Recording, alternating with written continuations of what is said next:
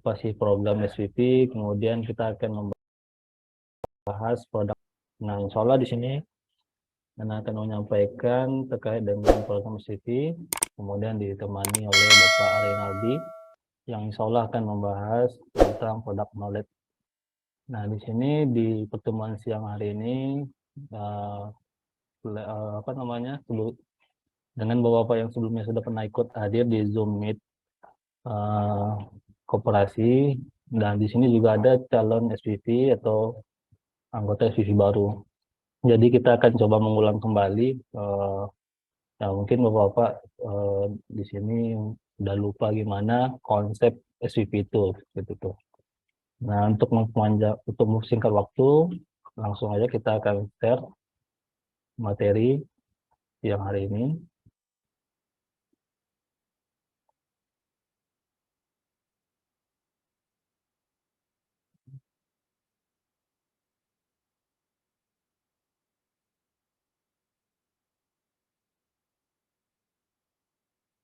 Baik, untuk program marketing SVP atau supervisor. Nah, di sini ekspansi bisnis, terutama untuk sepeda motor. Nah, itu dikarenakan telah berakhirnya pandemi atau menjadi endemik, yang kemudian Elang Group berhasil survive selama 3 tahun pandemi. Berikutnya, potensi pasar yang akan diraih masih sangat besar, dan juga jaringan yang sudah tersebar luas, dan image yang cukup baik dan dengan baik. Kemudian juga untuk program SVP sendiri, untuk terkait dengan fee, di sini SVP harus memiliki minimal 5 anggota marketing freelance. Nah, untuk jabaran fee-nya seperti ini. SVP di sini bisa bertindak sebagai marketing. Nah, contoh ini untuk bagan kalau misalnya anggota marketing freelance SVP di bawah binaan SVP telah melakukan closing atau ada penjualan akad sepeda motor, maka si marketing mendapatkan fee sekitar 250.000 per akad atau per motor. Nah, selain MF yang mendapatkan fee, SVP yang membina MF tersebut juga mendapatkan fee sebesar 250 per akad. Kemudian karena adanya anggota SVP yang bisa closing penjualan, maka SVP mendapatkan pembinaan sebesar 250 per bulan. Nah, ini sifatnya kalau anggota di bawah binaan SVP bisa closing. Nah, tapi kalau misalnya minimal itu 1 anggota MF-nya. Tapi kalau misalnya tidak ada MF-nya yang closing, maka fee pembinaan tidak dapat. Seperti itu. Nah, ini sifatnya sekali sebulan kalau ada yang closing. Minimal 1 anggota marketing freelance. Nah, untuk berikutnya, nah di sini kalau misalnya MF atau marketing freelance di bawah binaan SVP itu melakukan 3 penjualan atau 3 akad sepeda motor, maka 3 akad sepeda motor tadi dikalikan 250, dan MF tersebut mendapatkan 750.000. Dan kemudian juga SVP berhak mendapatkan 3 kali akad sepeda motor tersebut sebesar 250 dengan total 750.000. Nah, ditambah dengan dana pembinaan tadi 250.000, jadi total yang didapatkan keseluruhan dari SVP karena telah membina MF dan MF-nya mendapatkan closing 3 akad, SVP-nya mendapatkan 1 juta rupiah. Nah, gimana kalau misalnya MF-nya berpotensi? Yaitu misalnya di sini ada 2 MF, yang satu ada 3 akad, yang satu lagi 2 akad. Nah, kalau kita totalkan di sini dengan fee yang didapatkan itu 250 kali 5 akad yang dilakukan oleh marketing freelance. Totalnya 1.250.000. Ditambah dengan dana pembinaan 250.000. Jadi keseluruhannya 1.500.000.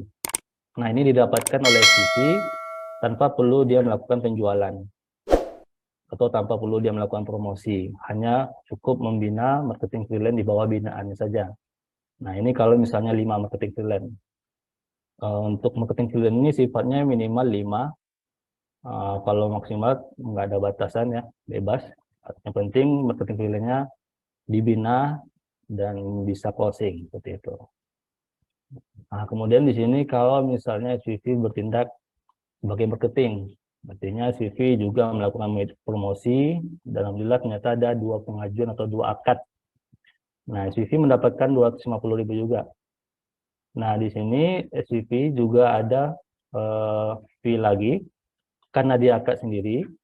Selain ini 250.000, dikali 2.500.000, kemudian ada akad sendiri lagi, artinya satu akad motor yang didapatkan oleh SPV itu bisa nominal 500.000 kalau penjualan sendiri. Tapi kalau penjualan dari MF-nya dia dapat 250.000 gitu. Nah, kita asumsikan SPV ada penjualan 2 akad, kemudian MF-nya ada 5, maka total keseluruhannya 2.500.000 ditambah dengan pembinaan MF per bulan, seperti itu. Nah, kurang lebih seperti ini gambarannya. Jadi tiap-tiap cabang itu memiliki beberapa SPV, kemudian beberapa SPV itu juga memiliki beberapa MF di bawah binaan masing-masing SPV. Seperti itu. Nah, untuk ketentuan MF ini itu sudah kebijakan oleh manajemen, yang mana MF harus satu kota atau satu domisili dengan SPV. Kenapa demikian? Supaya untuk memudahkan para SPV membina koordinasi dengan MF tersebut. Gitu. Jadi kalau misalnya dapat rekan atau teman yang di luar kota, baiknya diarahkan, mungkin ditawarkan jadi SPV atau menjadi MF di bawah binaan SPV di kota tersebut. Seperti itu. Nah, untuk tadi gambaran fee, kemudian di sini kita juga bahas apa aja sih tugas SPV. Seperti yang saya disampaikan tadi, tugas pertama SPV itu adalah membina marketing freelance. Jadi SPV harus bisa membina marketing freelance agar bisa mendapatkan penghasilan yang telah disampaikan tadi. Nah, di sini juga minimal 5 marketing terdaftar di bawah binaan SPV. Nah, kemudian juga tugas SPV membantu proses akad. Tapi kalau misalnya di kota SPV tersebut ada cabang atau perwakilan dari kantor pusat, itu cukup cabang tersebut yang membantu proses akad. Tapi tidak menutup kemungkinan juga para SPV juga bisa membantu proses akad tersebut. Seperti itu. Kemudian juga input dokumen ke sistem sinergi, yang mana sistem ini bentuk website. Nah, jadi para SPV bisa, jika ada pengajuan dokumen, bisa langsung diinput ke sistem sinergi. Nah, insya Allah nanti akan dibantu untuk pembuatan akun tersebut. Nah, yang berikutnya HSPV, seperti yang disampaikan tadi juga. Jadi bonus dari penjualan marketing kelolaan atau MF itu mendapatkan 250.000 per unit. Kalau misalnya tadi MF-nya ada penjualan. Kemudian juga mendapatkan dana pembinaan 250.000 per bulan jika jaringannya aktif. Minimal itu 1 orang MF-nya yang aktif, atau 1 orang bisa closing 1 motor per bulan. Nah, MF-nya dapat 250.000. Tapi kalau misalnya MF-nya nggak aktif, nggak ada yang closing, maka dana pembinaan ini tidak didapatkan. Gitu. Nah, di sini juga SPV boleh sekaligus menjadi marketing. Kita ulang lagi, jadi kalau SPV dapat penjualan sendiri, ya, dia ketika promosi di sosial media atau sebar brosur, kemudian ada yang minat, dan ketika pengajuan terjadi akad, itu berharapkan 250.000 ditambah 250.000 sebagai marketing. Gitu. Jadi totalnya 500.000 untuk 1 motor. Nah, di sini untuk karakteristik pemasaran. Nah, seperti gambaran ini 1110. Jadi calon konsumen itu ada 4 karakternya. Pertama ada yang belum berminat, dari 1000 ini ada yang belum berminat, calon konsumennya belum butuh motor, gitu kan. dan juga masih butuh, cuman belum ada dana untuk DP. Kemudian masih mikir-mikir atau masih ragu. Nah, dari 1.000 ini 10 yang closing, artinya untuk mendapatkan 10 closing harus mendapatkan 1.000 data masuk, seperti itu. Nah, untuk potensi pemasaran produk elang motor, sini kita khusus untuk Muslim. Nah, kemudian sini juga Muslim adalah mayoritas di negara kita. Nah, kemudian juga motor adalah sembako transportasi atau bisa dikatakan suatu kebutuhan untuk mobilitas kita pergi ke suatu tempat. Nah, di sini juga target dealer itu minimal 100 unit per bulan. Jadi di sini juga target unit dealer itu mereka ada minimalnya 100 unit. Nah, di sini kita mungkin bisa dapatkan 5 unit minimal, mungkin 5 unit seperti itu. Nah, juga di sini potensi pasarnya itu giro syariah yang besar dan terus tumbuh. Alhamdulillah dengan berkembangnya media sosial juga mempermudah orang memahami bahwasanya transaksi riba itu haram. Nah, alhamdulillah juga sudah mulai banyak gitu ya mereka yang sudah paham tentang riba. Nah, dan juga kita perlu terus memberi edukasi sehingga pasar yang kita jangkau itu bisa luas seperti itu. Nah, kira-kira untuk penyampaian materi kali ini cukup ya. Mungkin kita untuk menghemat waktu kepada Bapak Renadi kita silakan. Tapi sebelum itu kepada Bapak-bapak dan Ibu yang telah gabung mohon mengisi link absensi ya di kolom chat yang telah di-share tadi. Itu salah SPP dalam mengikuti kegiatan program ini. Gitu. Nah, silakan Pak Aryan untuk sampaikan materinya, Pak. Baik, terima kasih Pak Aryan atas kesempatan yang diberikan. Bismillah, Assalamualaikum warahmatullahi wabarakatuh.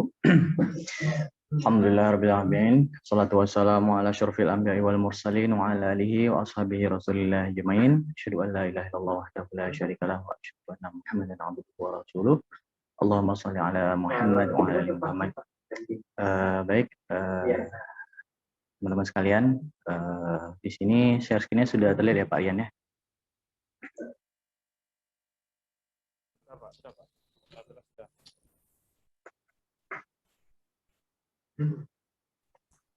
Baik, bentar. Tempat Anda tidak terlihat ya.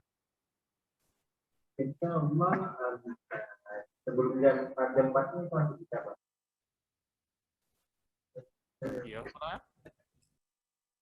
Iya, ada. Iya. Kalau untuk motornya tadi gimana, Pak?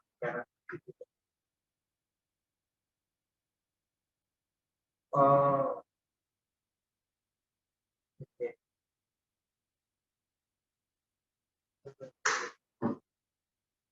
Oh, berarti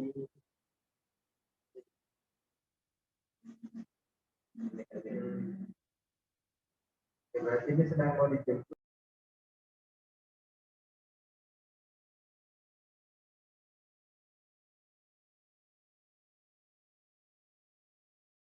Keluar ya?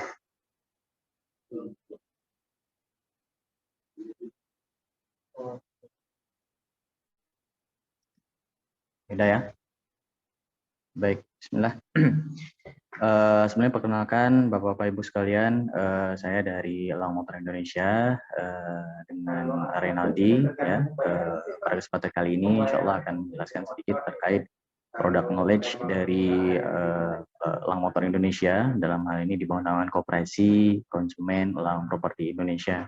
Baik, langsung saja ya, berangkat dari ayat yang Allah sampaikan, Allah sabdakan, Allah firmankan dalam Al-Quran di surah Al-Baqarah di 275. A'udzubillahi minasyaitonirrajim. Wahallallahu al-bai'a wa harrama riba.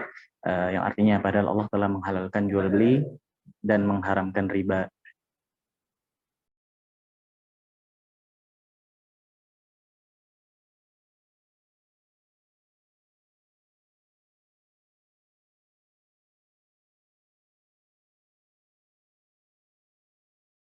Ya. Jadi Pak, kondisinya Dan Allah telah menghalalkan jual beli dan mengharamkan riba. Dari ayat tersebut ya jelas bahwasanya memang riba ini adalah praktek yang diharamkan oleh Allah.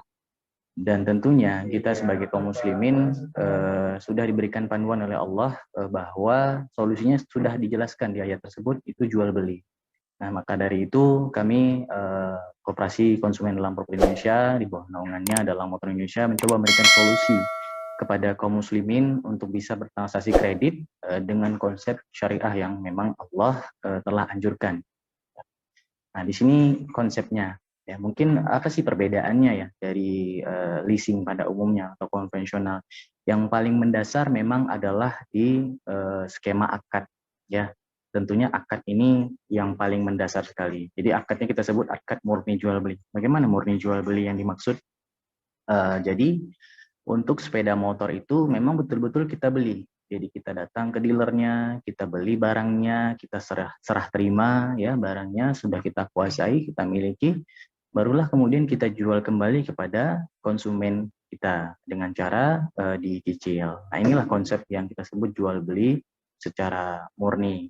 Ya, mungkin yang kita ketahui bersama kalau di leasing konvensional itu kan biasanya konsumen DP ke leasing ya, kemudian membayar cicilan ke leasingnya. Untuk DP diserahkan ke dealer, kemudian cicilan dibayar ke leasing. Nah, ini kan secara hakikat pelaksanaan akadnya keliru ya. Harusnya memang kalau memang ini murni, memang si leasing ini yang beli ke dealer. Jadi DP-nya ke leasing, konsumen itu DP dan cicilan juga ke leasing. Nah, seperti itu. Nah, praktek inilah yang kita laksanakan seperti itu. Kemudian apa? Barang harus dimiliki sebelum dijual. Jadi betul-betul kita datang ke dealer dan membeli ya secara hakiki dan diserah terimakan barang. Kalau yang praktek terjadi pada leasing kan tidak, hanya perpindahan uang saja yang terjadi. Maka inilah yang disebut riba. Perpindahan uang saja, tidak ada perpindahan penguasaan barang. Kemudian apa? Di dalamnya masih ada denda ya. Nah, kalau kita tanpa denda dan tanpa biaya asuransi di sini. Nah, dua hal ini juga termasuk komoditi riba. Ya, pertama nilai hutang yang sifatnya ini di luar akad ya, disebut denda, dan adanya asuransi juga seperti itu. Nah, ini juga melanggar aturan dari syariat. Kalau di kita tanpa denda, ini juga tanpa asuransi. Kemudian selanjutnya ini adalah fitur produk kita ya, beranjak dari solusi tadi, fitur produk yang saat ini bisa kita cover ya. Untuk merek motornya itu masih di Honda dan Yamaha, dengan alasan memang dua merek ini untuk harga jual kembali itu masih cukup tinggi di pasaran ya. Artinya kita juga dalam berbisnis, dalam berusaha itu ada mitigasi risiko, ada peminimalisan risiko. Salah satunya dengan tentu membeli produk yang harga jualnya juga masih cukup baik. Ya, makanya kita memilih Honda dan Yamaha, dan ini memang di Indonesia cukup laku produknya. Kemudian jangka waktunya itu kita bagi terhadap 3 jangka waktu ya, yang kita berikan pilihan kepada konsumen. Itu ada 12 bulan, 1 tahun, atau 18 bulan, 1,5 tahun, atau maksimal kita di 24 bulan atau 2 tahun ya. Nah, kenapa maksimalnya hanya 24 bulan Pak? Ya, di satu sisi kita memang tidak ingin bermudah-mudahan ya dalam berhutang. Artinya jangka waktu 2 bulan ini menurut kita ini sudah cukup panjang, dan juga mengurangi dari risiko tadi ya, seperti itu. Kemudian untuk DP-nya kita minimal di angka 20%. Dan selanjutnya untuk harga ini update sesuai dengan list di website kita ya, Bapak Ibu sekalian yang mungkin belum pernah mengunjungi, nanti bisa mengunjungi website kita di www.elangmotor.com ya. Insyaallah di sana lengkap ya, ada simulasi kita juga, ada list harga kita juga, dan daftar-daftar cabang kita juga. Silahkan nanti bisa berkunjung ya ke website kita dan juga ke media sosial kita, insya Allah. Informasi yang diberikan di sana cukup lengkap. Selanjutnya apa? Selanjutnya adalah persyaratan pengajuan. Nah, ini bagi teman-teman Bapak Ibu sekalian yang jadi marketing ya, melakukan pemasaran, nanti juga ini perlu mengetahui syaratnya apa aja. Nah, ya ini pada umumnya syaratnya itu kita bagi atas 2 kelompok besar, yaitu pertama ada identitas diri, yang kedua adalah bukti penghasilan. Nah, di sini saya rincikan sedikit. Untuk identitas diri itu ada KTP dan KK, plus surat nikah bagi yang sudah menikah ya, Bapak Ibu sekalian. Nah, ini dilampirkan. Kemudian selanjutnya jika pekerjaannya ini fixed income ini seperti karyawan BUMN, PNS, ya, karyawan pabrik seperti itu ya, itu juga harus melengkapi yang namanya surat keterangan masa kerja atau surat kontraknya di perusahaan. Nah, yang ketiga ada slip gaji 3 bulan terakhir. Nah, ini jika dia sebagai karyawan atau fixed income. Kemudian yang keempat ini bagi konsumen yang pekerjaannya wirausaha atau pengusaha ya. Nah, dia melengkapi selain identitas diri itu melengkapi yang namanya catatan keuangan untuk wirausahanya atau laporan laba rugi ya selama 3 bulan terakhir. Kemudian yang kelima di sini ada rekening koran. Untuk rekening koran ini wajib baik itu konsumen yang fixed income karyawan maupun yang wirausaha ya. Untuk rekening koran tabungan ini juga minimalnya 3 bulan terakhir dicetak. Kemudian yang terakhir adalah punya rumah sendiri atau pekerjaan tetap. Nah, ini salah satu ya Bapak ya untuk persyaratan di atas, karena kalau dia usaha namun masih rumah sewa, ini di kita masih tergolong risikonya tinggi.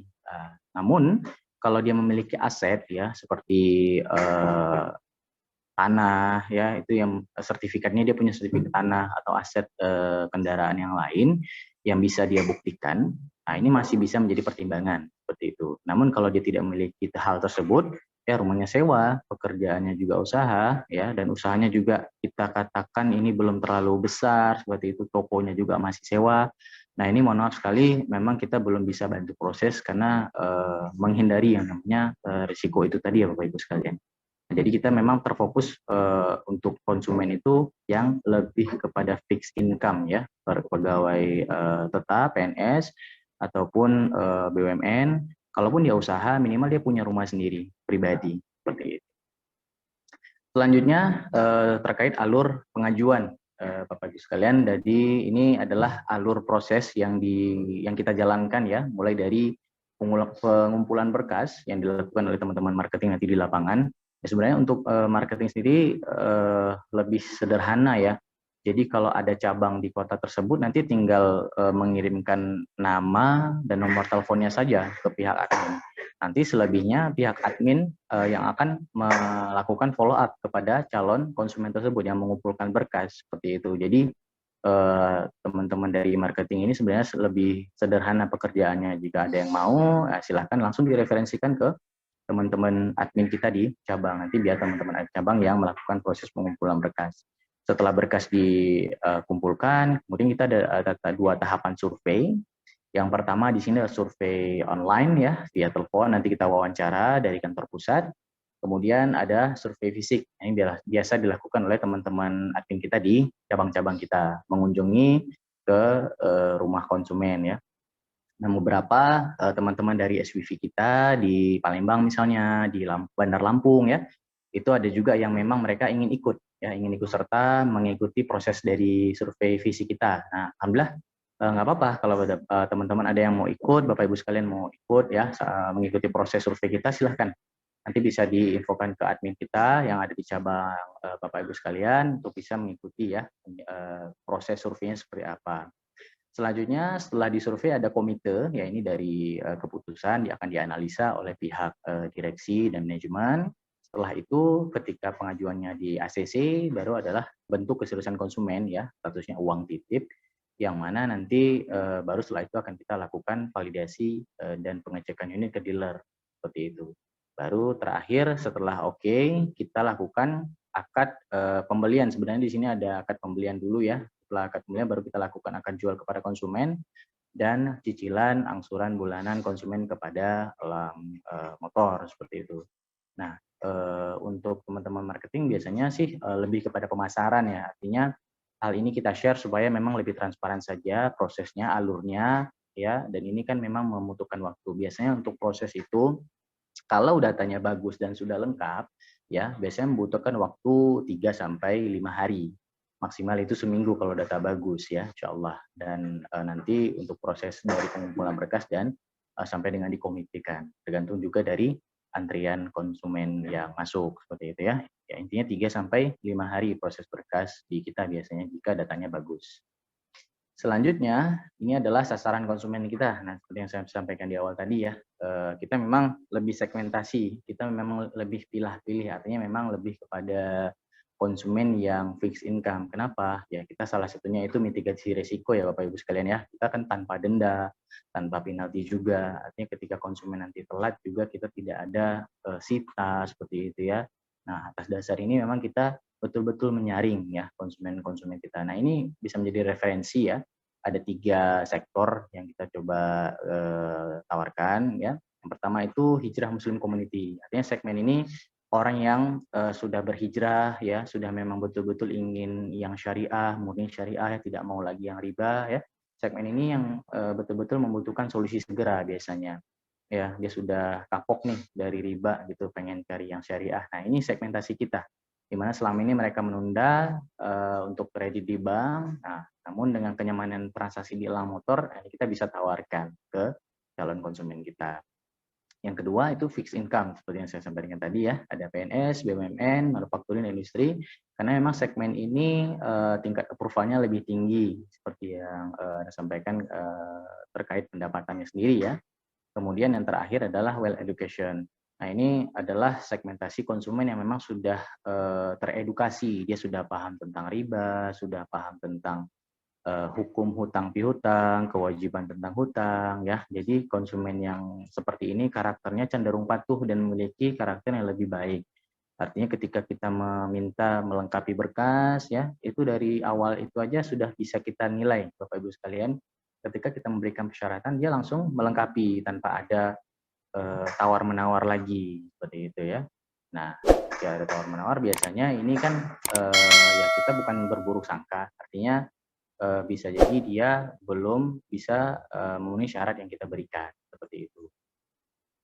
Kemudian kunci persetujuan. Nah, ini juga penting ya. Artinya kita sebagai marketing juga dituntut untuk bisa tepat sasaran dalam menjalankan atau mempromosikan dari produk elang motor ini. Yang pertama yaitu tadi, dia harus bisa melengkapi persyaratan yang kita berikan. Ya, itu sudah kunci utama. Jadi kalau dia sudah tawar-menawar, ini biasanya poinnya sudah jadi 90% ya, ketika tawar-menawar. Bukan berarti tidak kita bisa proses ya. Ketika dia bisa melengkapi persyaratan itu nilai plus di kita. Yang kedua, pastikan RPC-nya mencukupi dengan rumus sebagai berikut ya Bapak Ibu sekalian, yaitu total penghasilannya kita kali 40%. Ya, sebagai contoh misalnya seseorang ini punya penghasilannya 5 juta. Ya, 5 juta bersih per bulan. Kalau usaha kita tanyakan penghasilan bersihnya, kalau dia karyawan tentu gajinya ya, katakanlah 5 juta sebulan. Terus kita kalikan dengan 40%. Nah, di sini dapatlah nilainya 2 juta. Nah, 2 juta ini nanti dicocokkan dengan cicilan motornya. Ya, apabila cicilan motornya di bawah 2 juta, artinya misalnya 1,5, 1,7. Nah, ini masih mencukupi untuk bisa melakukan cicilan di elang motor. Nah, apabila RPC-nya ternyata di bawah cicilan, artinya 2 juta, ternyata cicilannya 2.500.000. Misalnya dia ambil motor yang agak besar ya, seperti PCX atau ADV ya, atau NMAX misalnya. Ini akan cicilan kalau 12 bulannya cukup tinggi, biasa di 2 jutaan.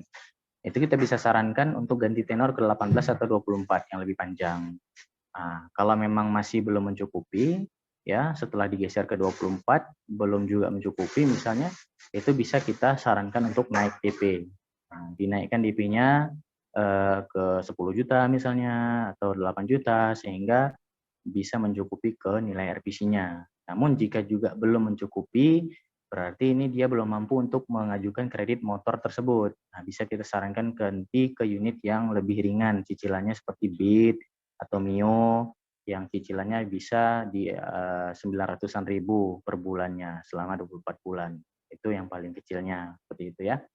Dan selanjutnya memiliki aset pribadi, rumah atau kendaraan, dan terakhir dia sudah mengaji. Artinya mengaji ini Bapak Ibu tidak kita kotak-kotakan ya, artinya dia memang sudah paham minimal tentang hukum riba, sudah mengenali yang namanya hukum hutang piutang, kewajiban membayar hutang itu seperti apa gitu ya. Terlebih kalau memang dia rutin ikut pengajian ya, baik di lingkungan rumah ataupun online saat ini. Baik. Nah, selanjutnya ini adalah hal prinsip dalam akad ya.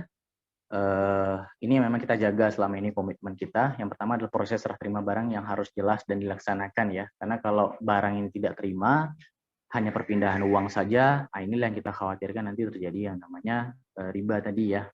Tidak menguasai barang dan kita jatuh kepada menjual barang yang belum kita kuasai atau kita miliki. Kemudian kedua, dalam hal ini pihak Elang Motor akan melakukan pembelian langsung ke dealer ya untuk menjaga yang namanya tadi barang itu harus diterima dengan pihak kita. Kemudian yang ketiga, akad harus dilaksanakan di luar dealer atau minimal unit dipisahkan dari barisan. Kemudian yang keempat, ini setelah sepeda motor dimiliki oleh Elang Motor, maka segera dilaksanakan akad jual kepada konsumen. Kemudian yang kelima, diupayakan penjualan ke sepeda motor di hari yang sama dengan pembelian. Yang keenam, akad penjualan dilaksanakan maksimal 5 hari sejak motor dibeli. Nah, ini sebenarnya hal teknis ya Bapak Ibu, kita sampaikan juga mungkin supaya lebih jelas saja ya proses yang kita lakukan itu betul-betul kita ingin proses syar'inya itu terlaksana. Nah, jadi akad-akad yang kita penuhi, serah terimanya jelas, kita beli, kita jual, dan prosesnya berapa lama itu kita sampaikan. Terakhir ya, mungkin itu Bapak Ibu sekalian yang bisa Anda sampaikan ya terkait product knowledge. Ya, mudah-mudahan ini bisa dipahami ya, atau mungkin ada yang kurang paham juga mungkin bisa kita buka sesi tanya jawab ya. Nanti dibantu dengan Pak Rian. Kita kembalikan ke Pak Rian. Terima kasih. Assalamualaikum warahmatullahi wabarakatuh. Terima kasih Pak Re atas pemaparan materi tentang product knowledge-nya. Baik, di sini kita akan buka sesi tanya jawab. Mungkin kita batasi ya, sekitar 5 orang yang bertanya. Bisa melalui pertanyaan langsung atau bisa melalui di kolom chat ya Pak ya. Yang mau bertanya silakan resen Pak. Assalamualaikum. Waalaikumsalam. Dengan Bapak siapa Pak? Bapak Wantoni. Pak Wantoni ya Pak ya. Dari cabang mana Pak? Bungo. Oh Bungo. Selaku SPV atau MF Pak? MF. Cuman belum terdaftar lagi, tapi ada rencana mau daftar jadi MF kan. Oh gitu, Masya Allah. Kita ngikut apanya. Silakan, Yang Bang. saya tanyakan nih, itu begini Pak. Job description MF ini apa gitu Pak? Apakah hanya mencari konsumen, nanti setelah kita dapat konsumen, bagaimana, apa yang harus kita lakukan gitu? Oke. Apakah kita ke SUP, apakah ke cabang ya? Cabang langsung atau gimana Pak gitu? Itu yang masih saya bingung gitu. Oke, ini terkait teknis ya Pak ya? Ya, teknis ya. Teknis mungkin bisa dibantu jawab Pak Re. Ya, makasih Pak Wantoni dari Bungo ya. Baik, setelah nanti Bapak mendaftar, nanti itu akan diarahkan siapa SPV-nya Pak. Nah, jadi nanti ketika sudah tahu siapa SPV-nya, nanti berkas ini akan Bapak lemparkan atau Bapak arahkan ke supervisor. Atau langsung juga bisa sebenarnya ya. Kalau sudah terdaftar, nanti kita juga punya listnya, akan tahu kita melacaknya dari mana. Untuk job desk-nya sederhana sebenarnya. Untuk MF dan supervisor, kalau supervisor mungkin ditambah dengan pembinaan. Kalau marketing itu hanya menyebarkan informasi seluas-luasnya Pak kepada komunitas, kepada kerabat, teman, ya, melalui media sosial. Ya, karena memang kita tahu saat ini media sosial ini yang paling ramah lingkungan, artinya bukan ramah lingkungan ya, lebih mudah dan lebih murah ya, biayanya juga tidak besar seperti itu. Sebar melalui media sosial, marketplace, WhatsApp group, Facebook group, seperti itu. Nah, untuk konten-konten, alhamdulillah nanti jika Bapak sudah bergabung, kita sudah ada grupnya Pak. Dan itu daily, setiap hari akan kita share materi-materi terkait postingan promosi kita yang bisa langsung Bapak repost. Bapak share, sebarkan luaskan lagi ke komunitas-komunitas Bapak yang ada di lingkungan Bapak, seperti itu. Nah, jadi ketika ada yang berminat, ya langsung aja dikasih ke admin, begitu. Nanti admin yang akan memfollow up seperti itu. Cuman juga kita sarankan sebagai marketing juga bisa memahami product knowledge tadi ya Pak ya. Bisa sedikit memahami akad kita itu jual beli tanpa denda ya, tanpa asuransi, dan produk kita juga Honda dan Yamaha. Kemudian untuk informasi lainnya nanti juga ada di website kita, Pak. Nah, jadi ketika ada hal yang juga ragu, bisa di website kita nanti dicek atau langsung di chat di grup. Nah, kita sharing aja di situ, Pak. Nah, jadi case by case, ada pertanyaan, kondisi seperti ini, kita coba bantu jawab. Nah, intinya untuk job desk, sederhana, itu men-share informasi tentang elang motor, kredit syariah tanpa riba ini ke seluruh komunitas lingkungan yang ada di wilayah Bapak, di Bungo khususnya. Dan tidak terbatas saja, Pak. Jadi kalau misalnya ada di Palembang misalnya, silakan, boleh. Jadi ketika akad konsumen di Palembang, Bapak juga dapat. Jadi tidak terbatas di Bungo aja, Pak. Bisa seluruh Indonesia dengan catatan ada cabang kita yang proses di situ. Demikian, Pak. Gitu. Satu lagi, Pak, yang mau ditanya. Itu kan tadi ada sasaran itu yang mengaji ya, Pak ya. Ya. Itu seandainya kalau seseorang tersebut mungkin kalau mengaji belum kan, tapi kalau dia tertarik dengan tanpa riba gitu, atau mungkin tanpa penalti dia tertarik, itu gimana? Apa boleh, Pak, di proses itu? Boleh, insya Allah. Kita tidak menutup ini ya, Pak ya. Itu hanya poin plus saja. Artinya ketika dia sudah mengaji itu kan pemahaman dia tentang hutang, tentang riba ini sudah lebih kokoh. Ya. Artinya prioritas dia itu memang betul-betul tanpa riba. Kalau yang belum mengaji ini, kita tidak bicara semuanya, cuma rata-rata dia biasanya pengen lebih murah. Ya, katanya kan syariah ini lebih murah. Nah, gitu. Jadi kita tidak batasi. Insya Allah bisa. Oh, bisa ya. Terima kasih, Pak. Sama-sama, Pak. Ya, assalamualaikum. Waalaikumsalam. Waalaikumsalam warahmatullahi wabarakatuh. Ya, berikut ada pertanyaan di kolom chat. Cara mengetahui kita sudah terdaftar sebagai SPP bagaimana melakukan MF. Nah, untuk teknis ini insya Allah akan kita sampaikan melalui grup ya, Pak ya. Untuk yang sudah terdaftar kita akan share database-nya. Kemudian juga akan kita share alur gimana cara merekrut MF gitu. Nah, berikut di sini ada pertanyaan lagi di kolom chat. Mau tanya Pak, untuk konsumen yang beda alamat domisili di KTP dan domisili saat ini, apa harus dibuatkan surat keterangan domisili, Pak? Bisa dibantu jawab, Pak? Ya, kalau SPV dalam satu kota, misal di Batam, itu ya pertanyaannya. Ya, insya Allah ini bisa ya pola SPV ini. Cuman memang untuk di Batam secara rules-nya atau aturannya memang kita lebih menekankan kepada marketing saat ini. Karena sudah ada Pak Yunaidi sebenarnya di cabang Batam yang memang beliau komitmen untuk menjadi SPV tunggal di sana. Tapi nggak apa, ini tetap kita buka. Silakan Bapak ingin jadi SPV, kita berikan haknya nanti ya. Insya Allah tidak menjadi kendala. Diperbolehkan, Pak. Silakan.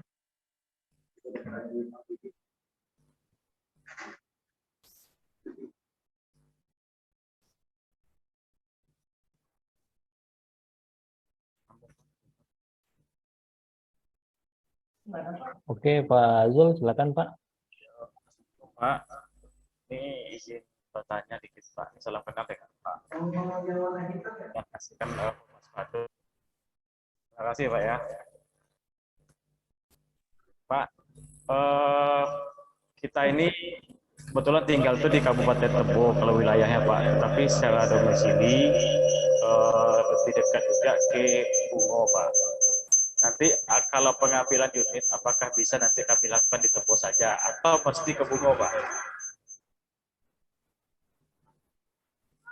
Ya, baik Pak Zulfrianto ya Pak ya, dari Ya, Tebo ya. Ya. Kondisional sebenarnya Pak. Jadi kalau misalnya nanti lebih dekat ke Tebo, bisa juga kita ambil ke Tebo. Cuman yang menjadi kendala ini nanti adalah kerjasama dengan dealer, karena tidak semua dealer ini mau terbuka ya dengan skema syariah seperti itu. Jadi memang kita harus istilahnya edukasi dulu pihak dealer ini dengan skema syariah ya, dan proses administrasi kita juga mungkin berbeda dengan leasing ya. Kalau memang nanti kerjasamanya atau penyampaian edukasi tentang skema syariah ini bisa mereka terapkan ya sesuai dengan yang kita inginkan, insya Allah bisa ya. Namun untuk memang awal-awal kita kondisional aja Pak. Kalau memang nanti dirasa konsumen lebih dekat ke Bungo, kita sarankan ke Bungo aja. Karena memang dealer di Bungo ini sudah ada yang kerjasama dan sudah komit dengan kita. Namun nanti kalau misalnya kondisi seperti misalnya barangnya nggak ready ya, di Bungo misalnya motornya nggak ready, ternyata di Tebo ready, ya nggak masalah, kita ambil ke Tebo dan nanti kita jelaskan skemanya. Mungkin gitu Pak. Pak, untuk, Silakan Pak, silakan. ya, untuk persyaratan konsumennya Pak, tadi apakah mesti data-data seperti buku rekening tabungan, kemudian identitas pendukung lainnya itu wajib dimiliki oleh konsumen Pak? Ya, memang wajib ini Pak, karena memang itu parameter kita untuk menilai kemampuan konsumen, terutama rekening koran ya.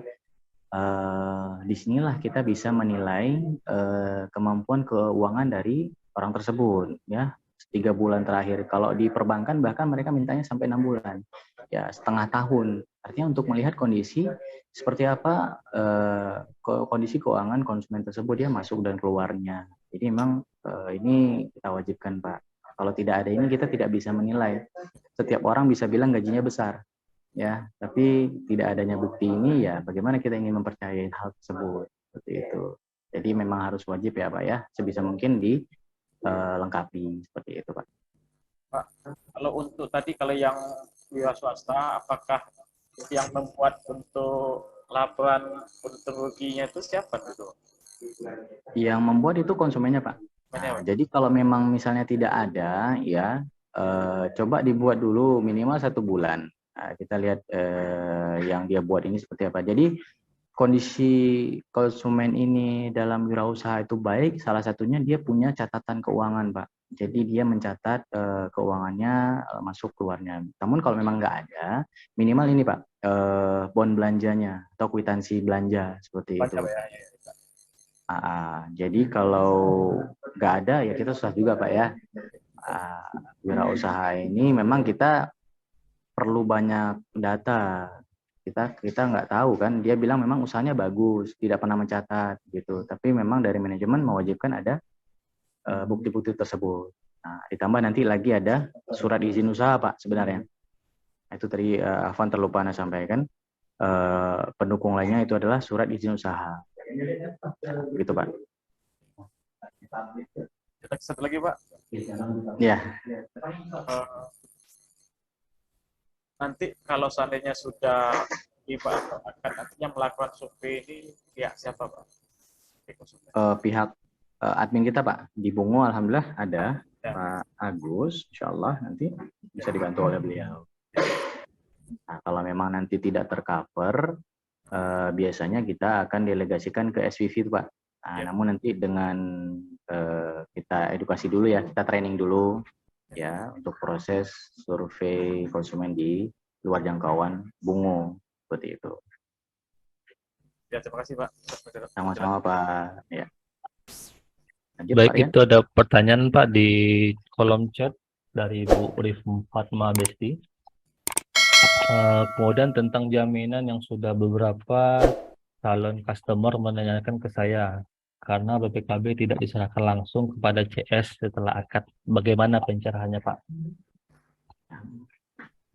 Kalau jaminan, ini kan secara hakikatnya memang kita boleh mengambil jaminan ketika kita melakukan kredit ya. Ini sebagai pegangan di kita seperti itu. Jadi BPKB motor yang dikreditkan di kita itu menjadi jaminan kita.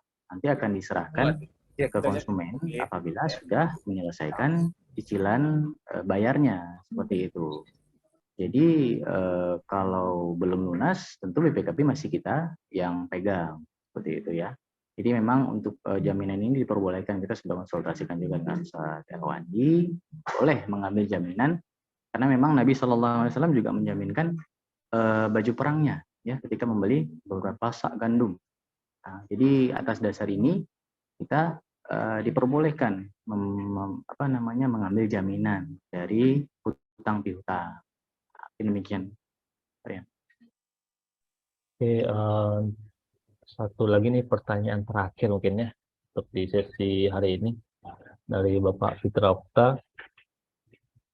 Andai kata kita ambil motor baru setelah terjadi akad, motor sudah dipakai, ini kan tidak asuransi. Andai kata terjadi kecelakaan atau kilang, ini bagaimana Pak? Ada yang nanya seperti ini, tolong kosen saya. Baik, ya. Sebenarnya untuk asuransi ini konsepnya sama seperti kita beli barang cash ya, beli barang cash. Ketika kita beli barang, tentu yang menjadi tanggung jawab itu adalah kita sendiri ya. Jadi kita yang bertanggung jawab atas barang tersebut, kita yang menguasai barang tersebut. Nah, kalau misalnya terjadi kecelakaan, tidak ada asuransi, ya itu kembali kepada konsumen. Memang secara hakikatnya barang itu sudah dimiliki dan dikuasai, dan memang izahnya atau kemuliaan seorang muslim itu dia bertanggung jawab atas apa yang ia miliki. Ya, ketika terjadi musibah, masa dia harus minta tolong ke orang lain yang ya dalam hal ini asuransi seperti itu. Dan yang kedua juga dalam asuransi ini kan masih terdapat unsur ribanya. Ya, kita bayar, tapi kalau tidak terjadi kecelakaan, uang tersebut diambil oleh pihak asuransi. Ya, nah ini satu hal kekeliruan yang kita temukan di asuransi. Mungkin banyak lagi ya, selain juga ada horornya juga, dan juga ada ya ini seperti berjudi akhirnya kan.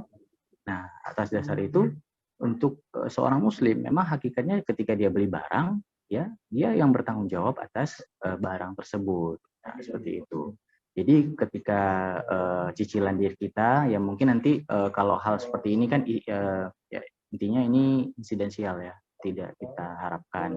Namun apabila terjadi ya, ketika mengajukan kredit di Lang Motor, itu nanti insya Allah bisa kita tempuh dengan jalur musyawarah ya Bapak Ibu sekalian. Artinya mungkin nanti ada keringanan-keringanan yang kita bisa berikan seperti itu ya. Nah, tapi pada intinya ya selaku seorang muslim, kita ketika memiliki barang, tentu kita yang menjaga barang tersebut. Demikian. Baik.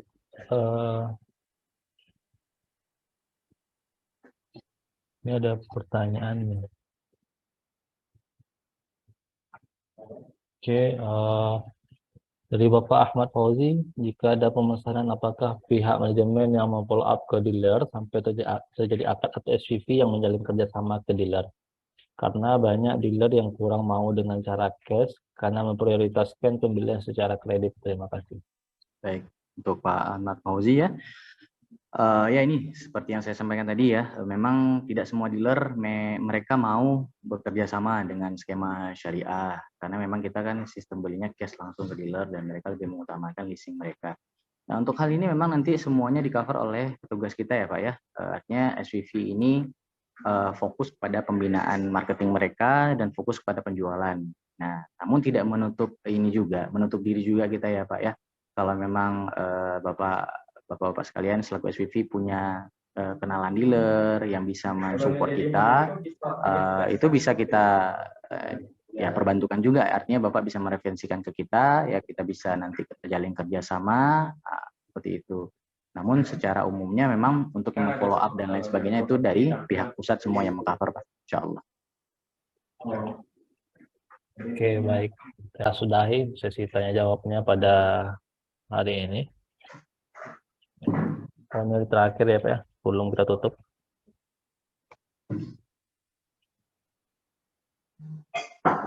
Oke, apakah ada data yang sudah diupdate di Google Form, calon konsumen sudah di follow up dari pusat?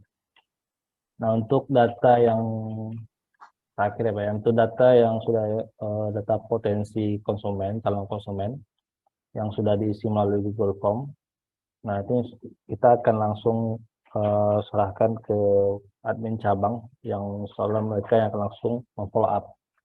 Nah, untuk perkembangannya mungkin Bapak-bapak dan Ibu-ibu sekalian bisa langsung menanyakan ke perwakilan cabang tersebut di mana progres calon konsumennya tadi. Karena fungsi Google Form tadi itu hanya untuk merekap bahwasanya calon konsumen tersebut adalah milik SPV yang pertama dia hubungi gitu. Artinya ketika konsumen ini beralih SPV, misalnya nih konsumen ini dari SPV 1, ternyata karena respon SPV 1 tidak atau slow respon, lambat gitu ya. Jadi dia beralih ke SPV 2. Nah, karena di catatan kita bahwasanya konsumen ini catatannya langsung dari SPV 1, maka tetap SPV 1 yang mendapatkan fee-nya gitu. Nah, untuk hasilnya bisa nanti langsung tanyakan ke admin cabang ya Pak ya, atau perwakilan kita di cabang tempat Bapak Ibu tinggal gitu. Nah, mungkin waktu kita sudah habis ya, kita akhiri pertemuan kali ini. Mudah-mudahan apa yang disampaikan pada siang hari ini bermanfaat untuk Bapak dan Ibu sekalian.